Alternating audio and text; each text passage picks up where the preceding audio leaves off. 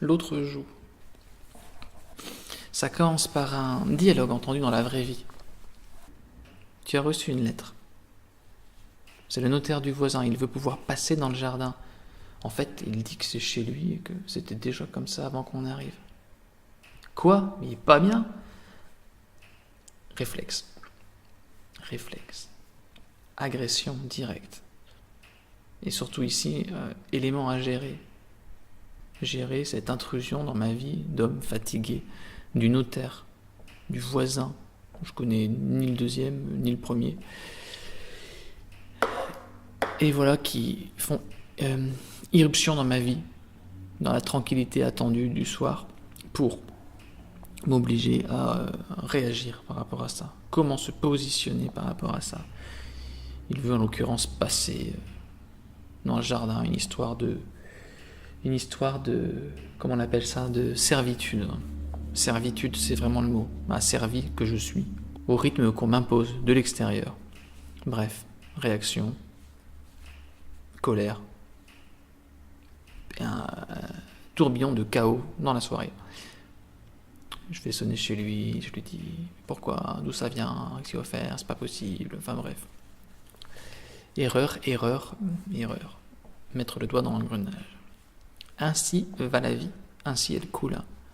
Elle coule tout à l'égout du temps perdu. C'est le vent de mer, la fameuse tempête qui sifflait dans le fond. Et la voilà maintenant qui menace de raser ta maison. Lorsque le réflexe de défense me saisit au collet à peine le pas de porte franchi, la nécessité de marquer les limites de son territoire s'impose à moi. La ligne de frontière vient d'être à nouveau défiée, et l'urgence de réaffirmer les contours de ma personnalité commence à claironner. L'agitation intérieure grogne, et la fébrilité identitaire règne. Tous en ordre de bataille, ça va pas être beau à voir. Rappeler les limites, et guetter aux frontières, en uniforme et derrière la barrière de ce que je conçois être mon identité statique. Il me faut à nouveau monter la garde, grimper au mirador de l'anticipation pour s'assurer que les heures, les jours et les mois à venir se dérouleront bien comme je les avais naïvement visualisés depuis le fond de mon poste de contrôle. Faire un trait à la craie. C'est en fait montrer la limite que l'autre n'est pas censé franchir. Et à partir du moment où le trait à la craie est tracé, le simple fait de le tracer me pose dans l'obligation de veille, au mauvais sens du terme, c'est-à-dire de surveillance. Et toutes les dérives paranoïaques qui y sont liées. Si les problèmes montrent le bout de leurs vêtements pourpres, si un seul casque à pointe de la patrouille des embrouilles scintille au soleil, je pourrais alors fomenter une stratégie quelconque pour les neutraliser en amont, avant qu'ils ne cherchent à défier la limite de mes identifications. Ou mieux, et plus radical, je pourrais les abattre à distance. Et tant pis s'il s'agit simplement du reflet du soleil dans un jeu d'enfant. On tire à vue. À peine ai-je passé le chambranle de la porte que les conflits des autres s'échinent à me tracter dans leur course folle, et que je me laisse happer dans le sillon, tant leur passage génère un inépuisable appel d'air. Le vent est grisant. Connaissez-vous l'ivresse de la bise juste avant la bataille? C'est là qu'il faut être honnête, c'est qu'il y a un plaisir ressenti dans ce qu'on décrit ici comme une obligation d'affirmation.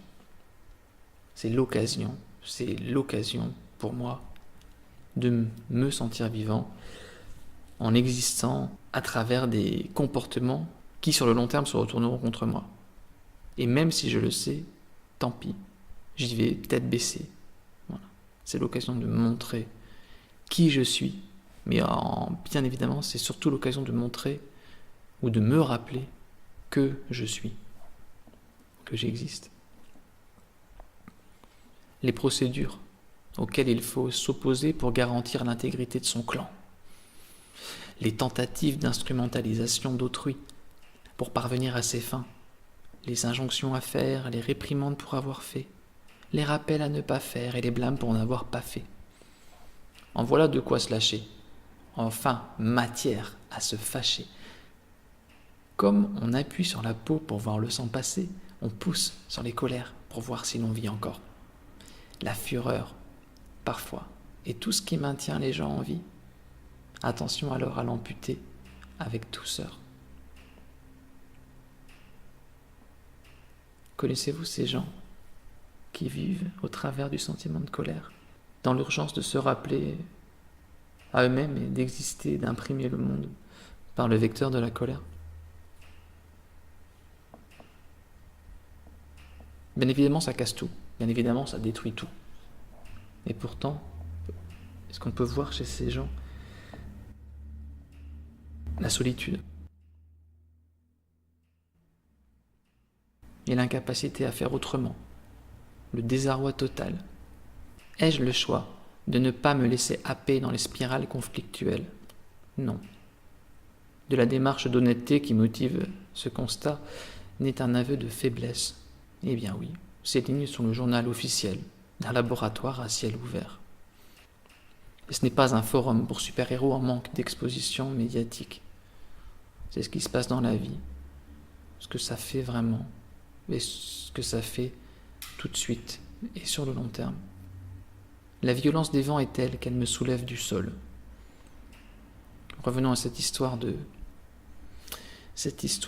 voisin qui m'impose une servitude, donc cette histoire de voisin qui me rend servile de mes propres réactions finalement. La violence des vents est telle qu'elle me soulève du sol. Les remous dans l'océan de l'existence me font perdre pied.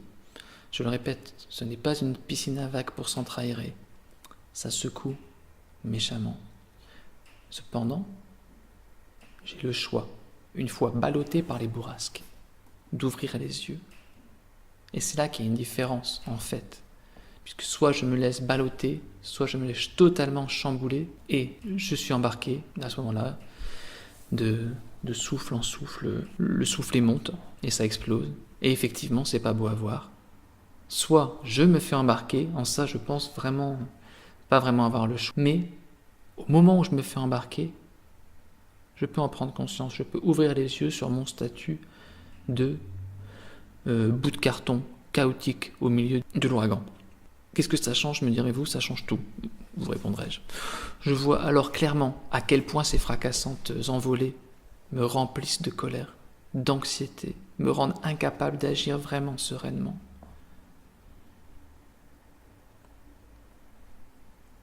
Il faut aussi s'être retrouvé, j'imagine, comme c'était mon cas 100 000 fois, bout de carton détrempé au bord de la plage, entre deux méduses agonisantes et piétiné par un pêcheur peu regardant. Il faut s'être retrouvé comme ça pour finalement réaliser que se laisser balloter et se laisser emporter par ces ouragans n'est simplement pas quelque chose de souhaitable. Bien évidemment pas pour les autres, mais soyons honnêtes, c'est absolument pas souhaitable pour moi. Voilà. Est-ce qu'on peut voir ça? Est-ce qu'on peut voir ça, ce bon sens primitif?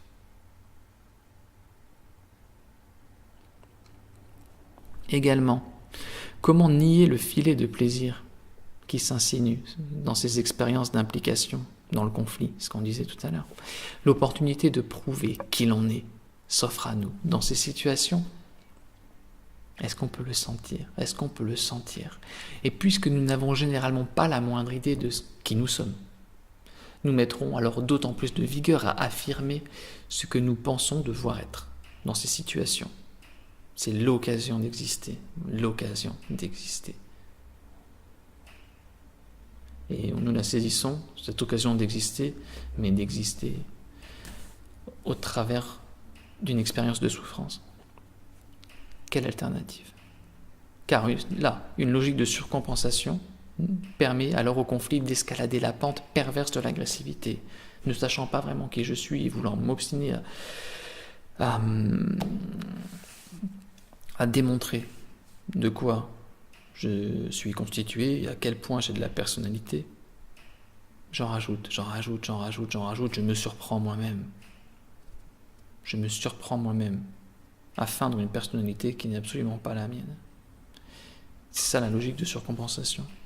Là, les chiens sont lâchés. Plus de contrôle, plus de rappel. C'est bien le plaisir, aussi étonnant que cela puisse paraître, qui alimente le feu des dynamiques conflictuelles.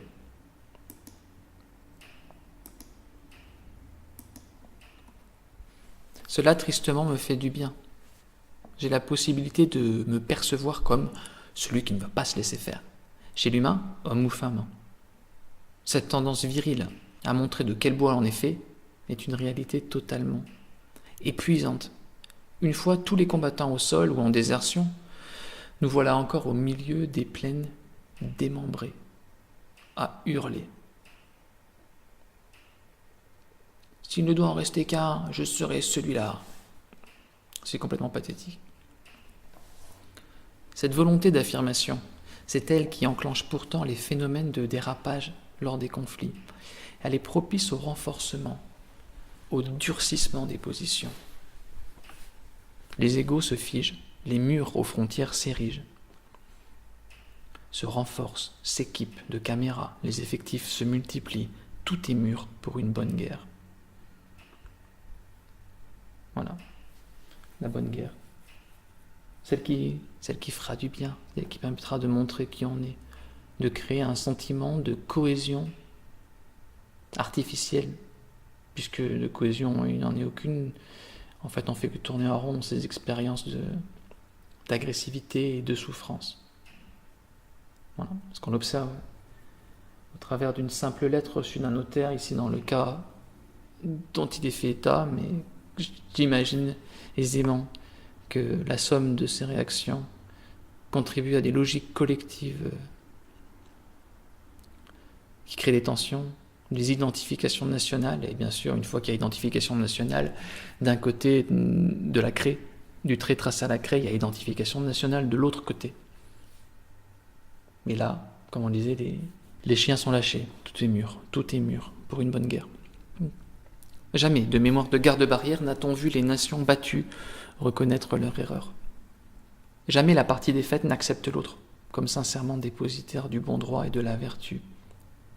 Il n'arrivera jamais en fait le moment où l'autre me dira « Ouh là, effectivement, je vois que tu as beaucoup de personnalité, je vois que tu n'es pas n'importe qui. » À ce moment-là, je me plie et je suis totalement ton soumis. Dans le meilleur des cas, il fera semblant et nourrira la haine de nous en retour. Le vaincu nourrit en profondeur une haine sauvage contre son détracteur. Le mea culpa de façade cache derrière ses murs des entrepôts où s'accumule l'engrais du ressentiment. Lentement, en toute acidité, y germera la graine d'un prochain conflit, pire que le premier. Dès que les conditions sont favorables, dès que les conditions favorables seront réunies, les armes seront déterrées et les noms d'oiseaux s'envoleront avec les vents mauvais. Perdre, vraiment perdre, c'est profondément gagner. Si j'avais la possibilité, non pas de souffler un vent contraire pour annuler celui qui m'emporte si bruyamment, mais de me laisser être le jouet du vent jusqu'à ce qu'il s'apaise ou aille souffler plus loin, jusqu'à ce qu'il déchire mes derniers vêtements et qu'il soit venu au bout de tout le chaos qu'il pouvait créer en moi.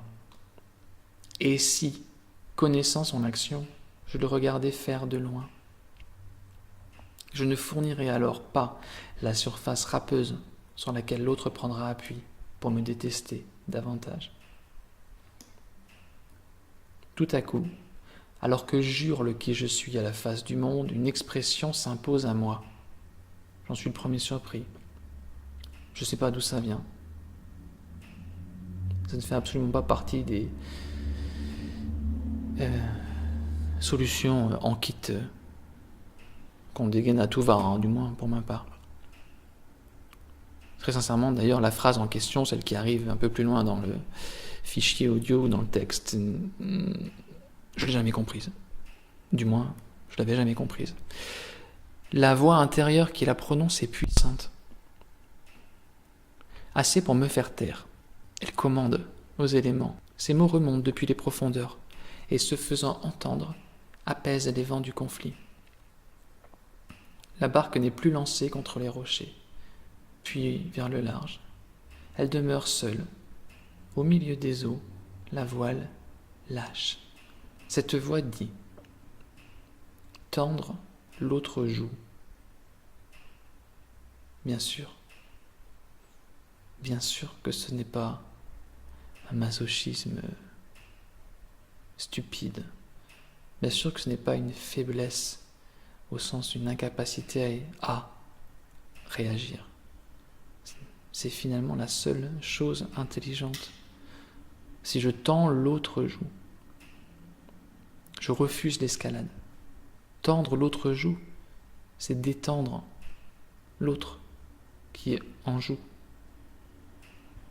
C'est aussi détendre celui qui, en moi, cherche, pousse, crie, veut montrer qui il est. Au-delà de la nécessité d'établir ma vérité, je laisserai le calme s'ériger en principe initial.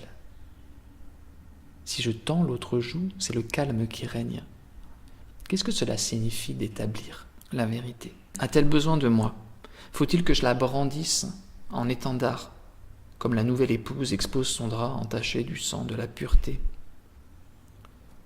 Que l'épouse l'expose ou pas, le sang n'en a que faire. Et la vérité est que nous l'établissions ou pas. C'est-à-dire que nous fassions tous les efforts du monde pour essayer de montrer de quel bois on se chauffe, montrer qui l'on est, prouver qu'on a de la personnalité, montrer qu'on a du caractère. Ça ne sert strictement à rien. La vérité est toujours là, qu'elle se fasse entendre ou pas. Comme une douce musique dans un concert de rock. D'ailleurs, ce que nous cherchons tant à rétablir lors des situations conflictuelles n'est pas la vérité. C'est notre vérité, celle que nous percevons au travers d'un triple voile, qui est fait de l'incomplétude de la perception de la situation, le prisme illusoire de la perception de l'autre, et enfin la buée dégoulinante de la perception de moi-même, c'est-à-dire que quelle vérité cherchais-je à établir si, de toute façon, je n'ai qu'une vision tronquée de la situation, une vision partielle. Dans l'occurrence, peut-être c'est dans mon intérêt également, peut-être que l'importance que j'accorde à cette histoire de servitude à constituer par un notaire est totalement disproportionnée. Peut-être que sur le long terme, effectivement, ça me servira. Peut-être que je n'en sais strictement rien, finalement, est-ce que je sais vraiment ce que c'est une servitude, hormis cet horrible mot, qu'est-ce que j'en connais. Peut-être que la refuser aura des conséquences dramatiques sur mon voisin que je suis absolument pas prêt à assumer. Qu'est-ce que j'en sais, vraiment? Enfin, ensuite, le prisme illusoire de la perception de l'autre ne perçoit l'autre qu'en tant qu'agent conflictuel, ce qui est totalement, encore une fois, partiel. La réalité de l'autre dépasse de loin le petit cadre de guerre au travers duquel j'essaie de le percevoir. Et bien sûr, pour finir, la buée dégoulinante de la perception de moi-même, c'est-à-dire celui qui est là à vouloir se défendre, qu'est-ce qu'il sait vraiment de ce qu'il est, qu'est-ce qu'il est, est-ce qu'il est, est-ce qu'il est vraiment, tout ça. Il s'agit en fait d'une même illusion. Ces trois éléments, c'est la bulle de savon de l'idée même qu'il y ait un autre, s'attaquant à moi. Tendre l'autre joue, c'est aimer la paix par-dessus tout et faire confiance à la vérité. C'est une expression de sagesse profonde qui sait que la paix est le chemin vers le salut de tous.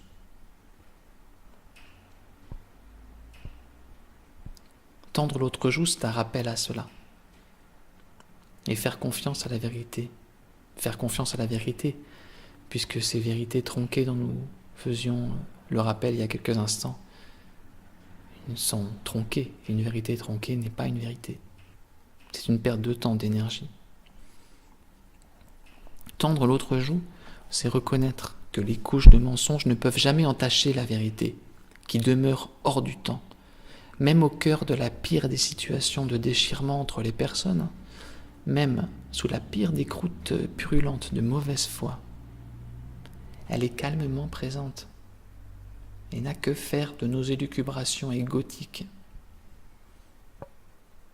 La vérité ne se prouve pas. La vérité est vraie, quoi que nous puissions penser. Il faut être vraiment sourd pour penser sans faire le porte-voix. Tendre l'autre joue, c'est percevoir que celui en moi, qui est si prompt à s'agréger en combattant, ignore totalement ce qu'il y a de mieux pour lui, et que son intérêt profond de s'établir dans la paix et non de maintenir les contours de quelques territoires au milieu de ces frontières figées. Le pays modulable n'est pas un territoire et ne peut être conquis. Il n'y a pas de territoire, pas de trait à la craie. Tendre l'autre joue, c'est avoir la foi dans la préséance du royaume du calme, c'est reconnaître, c'est renaître dans la joie qui demeure. L'intelligence de celui qui voit au-delà de celui qui voit. Mais qui est-il, celui-là ? L'intelligence de celui qui sait au-delà de celui qui croit savoir. Qui est-il, celui-là ?